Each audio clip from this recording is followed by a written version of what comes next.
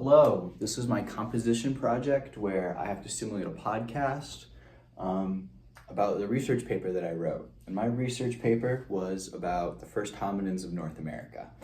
So I'm gonna do that. The first thing we need to talk about when we talk about the hominins in North America is the last glacial maximum. The last glacial maximum ended around 12,000 years ago. And what that was there were these two really big ice sheets that were over the course of North America. There was this one right here. It stopped pretty much on the very southern part of Alaska, and it covered pretty much the entire coast of California. And this one is called the Cordilleran Ice Sheet.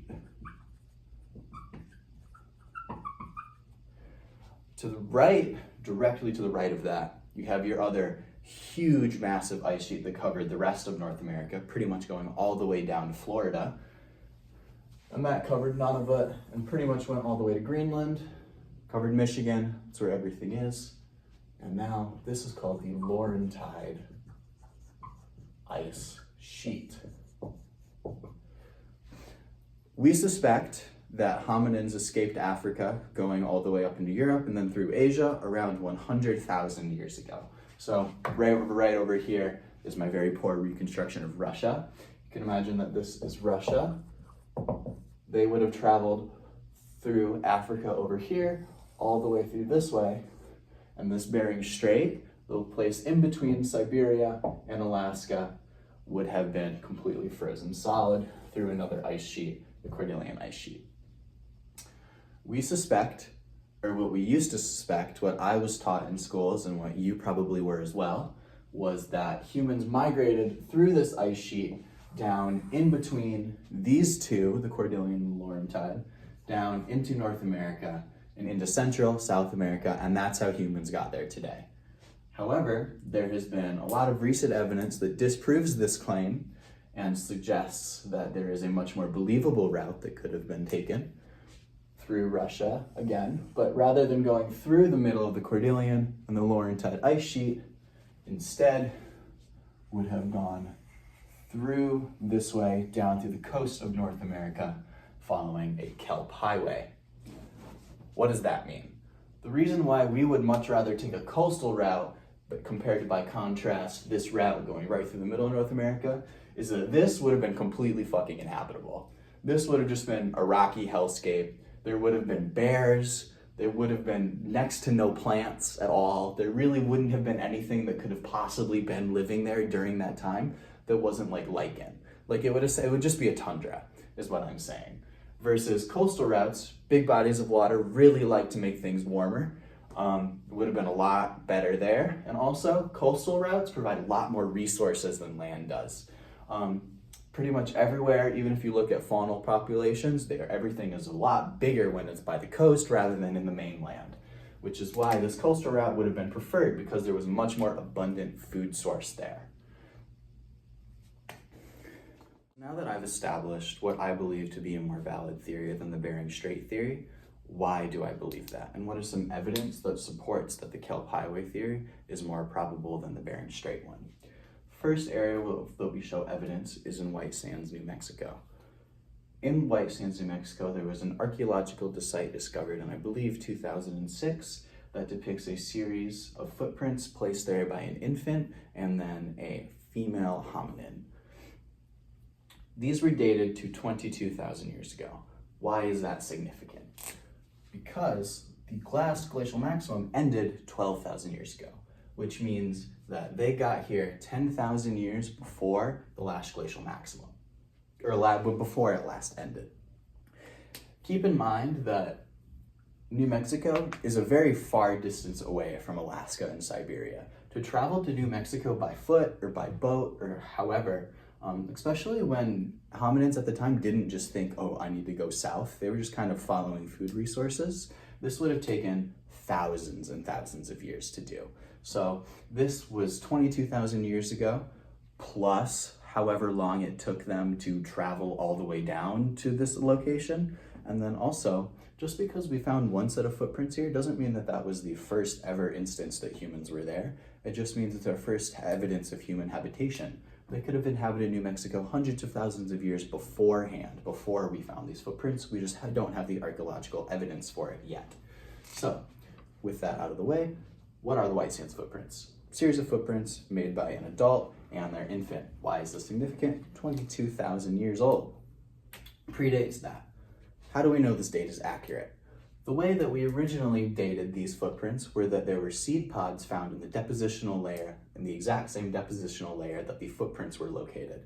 Pressed into the soles of the actual prints were seed pods that we can then carbon date. Carbon dating is a technique where you take the carbon found in organic materials, and because we know the half-life of carbon is I think it's 5,700 years or something stupid like that. Anyway, we can know the half-life of carbon, and then we can know how long it's been since there was half of that carbon in there based on its parent material. For example, if there was a seed pod that had 6,000 years old, we would know that because it would have half the carbon based on its parent material. We definitively know that these footprints were 22,000 years old, not only because we radiocarbon-14 dated them, but because we also OSL dated them, which is optically stimulated luminescence dating. The reason why carbon dating of seed pods might not all be that accurate is because seeds obviously really like to absorb water. That's kind of what they do. It's their whole big thing. So what would happen is, let's say that this is your seed pod right here. Then there's a layer of mud on top of this, or rock, or whatever. If somehow water got into that seed pod after thousands of years, the trace amounts of carbon that were found in this new water could be absorbed by this seed pod, even though it's long dead, and that would give us a very inaccurate date for that pod. So even though these data 22,000 years ago might be a little bit funky, so instead what we decided to do was OSL dating as well. So the really cool thing about OSL dating, optically stimulated luminescence dating, is it utilizes the energy levels found in the quartz and the feldspar, and that reveals the last time that they were exposed to the sun's UV rays. And what that allows us to do is when we can detect when the sun was last shown on these footprints, which is when the last time these footprints were released to the air, when people would have been able to step on them. And what that gave us was 23,000 years, which actually pushes it back 1,000 years. So what does that mean? It means that humans have been here 12,000 years in white sands before this glacial maximum ended, before the Laurentide and the Cordilleran ice sheet pretty much completely melted and dissipated back into the ocean. What that also means, and why this supports the Kelp-Highway theory, is because pretty much all of this up here would have been an ice sheet, and it would have really sucked to live in this. I cannot emphasize how much it would have really blown to live during the time of the Ice Age if you were traveling up through here. Rocky, frozen, scary, death if 2 minutes if you were naked, it wouldn't have been fun. Over here, it would have been really cold over in New Mexico and on the southern coast of California right here, but you wouldn't have died.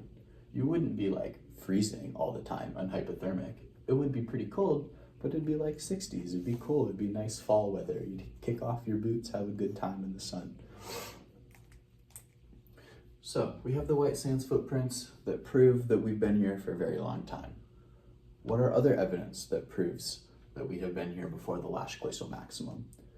One other piece of evidence that proves we've been here was an archaeological site discovered by a construction worker making a new highway in the southern half of California around I think it was 20 miles away from San Diego. The Cerutti Mastodon site. Cerutti Mastodon site. What the Cerutti Mastodon depicts was a series of bone fragments from mastodons and other various animals that were discovered in Southern California.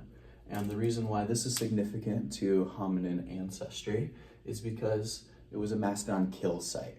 Humans were really big fans of hunting mastodons. One really big advantage that humans have that no other animal had at the time was long range. We were able to use bows, spears, really any sort of projectile to kill animals. And that meant that we didn't have to get all up close and personal with them. woolly rhinos did, or dire wolves did, or anything else. So, if you don't have to like go and actually risk your life to kick down these animals, why wouldn't you want to pick the one that would provide the most resources? Mastodons were really big, like really, really big. So we always wanted to kill those. We hunted them to extinction. So humans have a very big passion for killing Mastodon because of how much resources they allotted. And that's exactly what this was. It was a bunch of Mastodons that were killed right here. There were also ground sloths, dire wolves. I think there were llamas that were found there. I don't know. But anyway, it's a bunch of kill sites, and every single one of these animals had evidence of human interaction with them. I'll be focusing on the Mastodon though. We had butchering marks on the bones. We had cobbles there. What else was there was a mastodon tusk that was put into the ground through multiple different levels of sediment vertically. It's really weird that you would find something like that placed at like a vertical level. Like you're not gonna find a 300-pound tusk just put straight into the ground. Mastodons don't do that. And up until this site, there was no evidence of anything that looked like this before, which only leads to the conclusion that this must have been humans that had done it. So let's go on to the dating aspect of this. That's what we really care about here. How old was this Mastodon site? Well, I have this graph right here. Million years ago, 10,000, 20,000, 3,000, keeps all the way going to 120,000 years old. We have the White Sands footprints, which I just recently discussed, which is the second oldest piece of artifact that we know was definitively made by humans, and that was 22,000 years ago. Goes right until this graph here. The Cerutti Mastodon site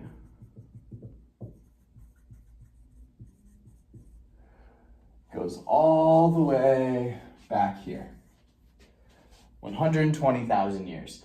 Like multiplying this original site by like 5. That's crazy for a couple of different reasons. One, this would predate people getting here by like hundreds of thousands of years. This is ridiculous. This is a ridiculous date. And because it was so absurd and would completely flip the way that we thought humans got to North America, not only North America, but just escaped Africa in general, it was held with a lot of skepticism. Of course, everything is held with a lot of skepticism in the sciences, but especially archaeology, because there is no 100% definitive answer for anything. It's really hard for every single archaeologist to come up with a conclusion that yes, this is definitively true.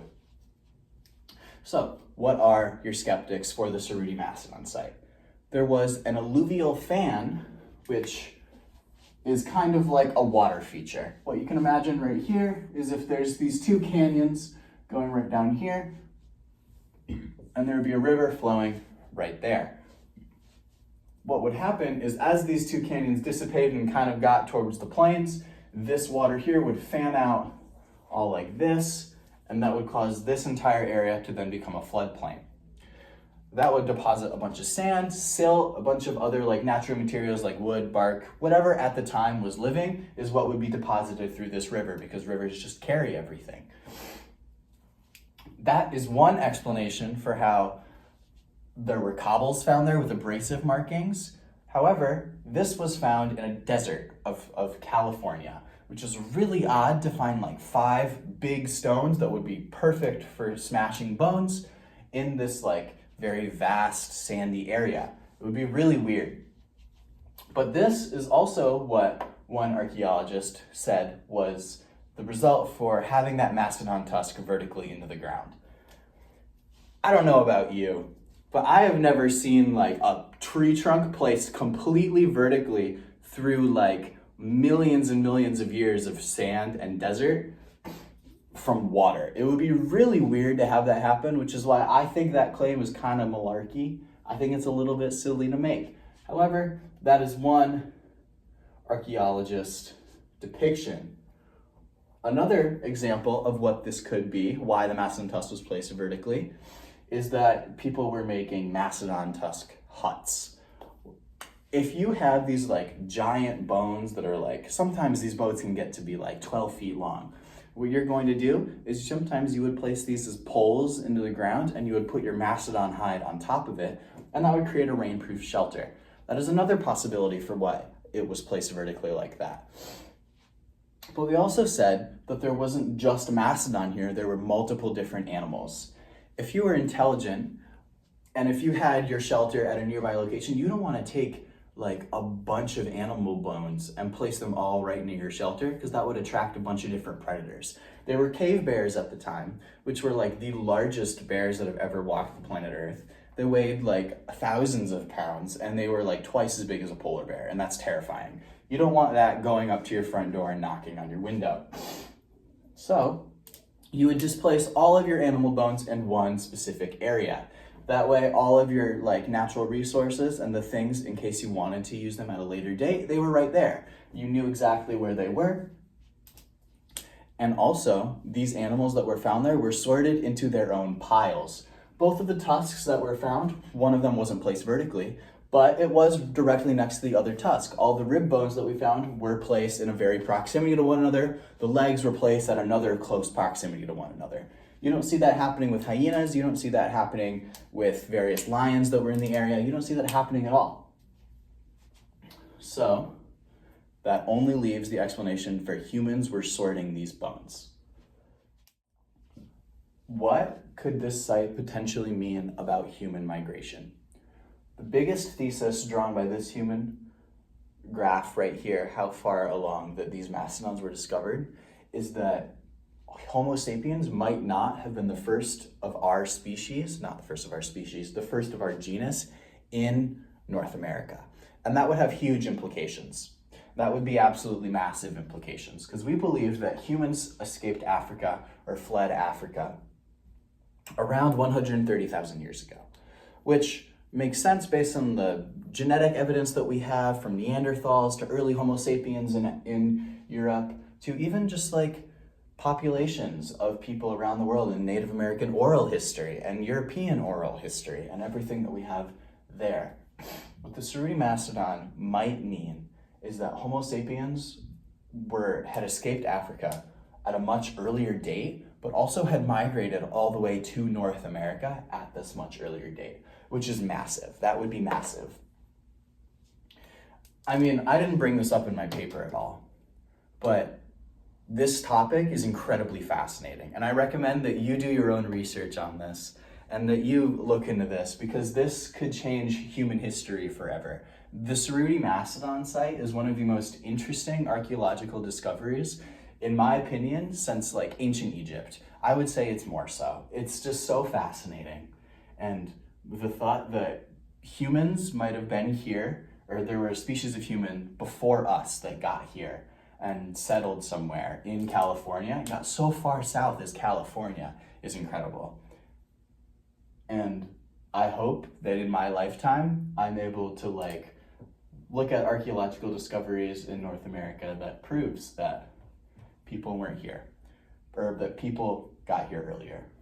I think that would be incredibly interesting and fascinating. Yeah.